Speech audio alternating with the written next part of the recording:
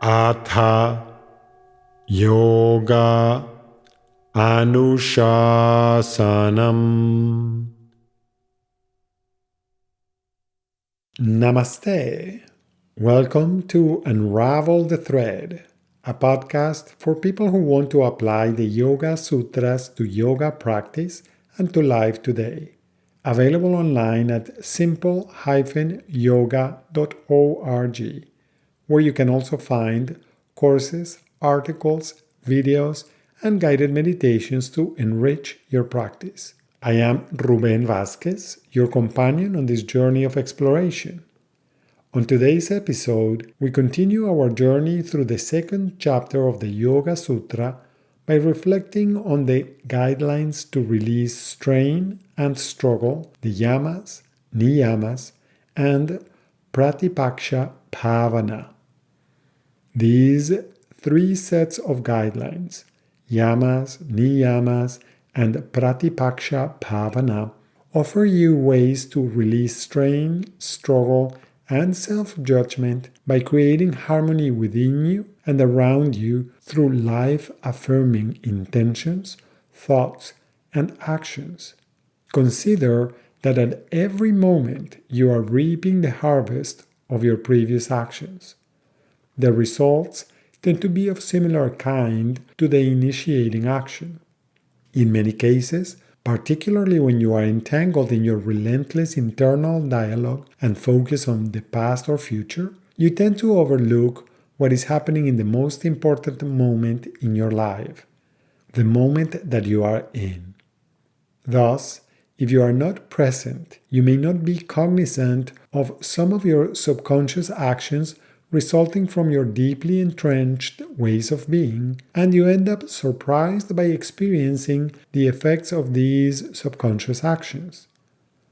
From a very simple and practical perspective, the yamas, niyamas, and pratipaksha bhavana are an efficient energy management system so that your energy is not generating more agitation, but instead contributing to enhance the quality of your life.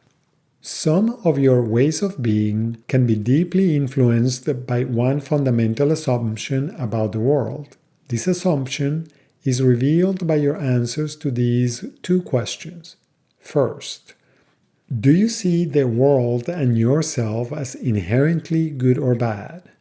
And second, do you see the world as a dangerous place filled with hostility and ruthless competition?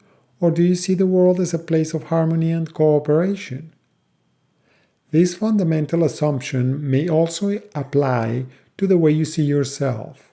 Do you see yourself as inherently good, complete, and whole, as well as capable and worthy of unconditional love? Or do you see yourself as an incomplete and fundamentally flawed person, undeserving and incapable of unconditional love? Examining your dominant viewpoint on yourself and the world can be illuminating. As you contemplate your fundamental assumptions, you may be better able to see if your actions are motivated by fear or by trust. A similar approach is to compare what happens when you act out of fear and anger with what happens both internally and externally when you act out of friendliness, compassion, inspiration, and equanimity, as advised in Sutra 133. This inquiry can be useful in trusting the yamas, niyamas, and pratipaksha bhavana for bringing more conscious awareness to your everyday actions and interactions.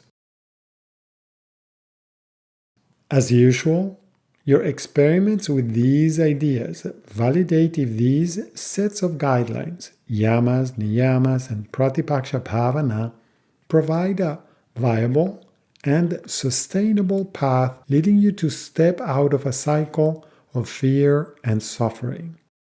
These guidelines are instrumental in resolving the emotional challenges limiting your perspective.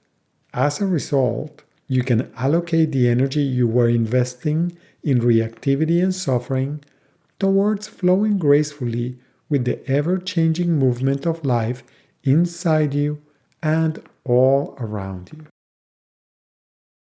Just like you are not separate segments of body, mind, emotions, and breathing, but a complete whole, working together with all systems integrated and interrelated, the yamas, the niyamas, and pratipaksha bhavana are complementary practices. Initiating any of the aspects of these practices will likely invite some of the other aspects into your life.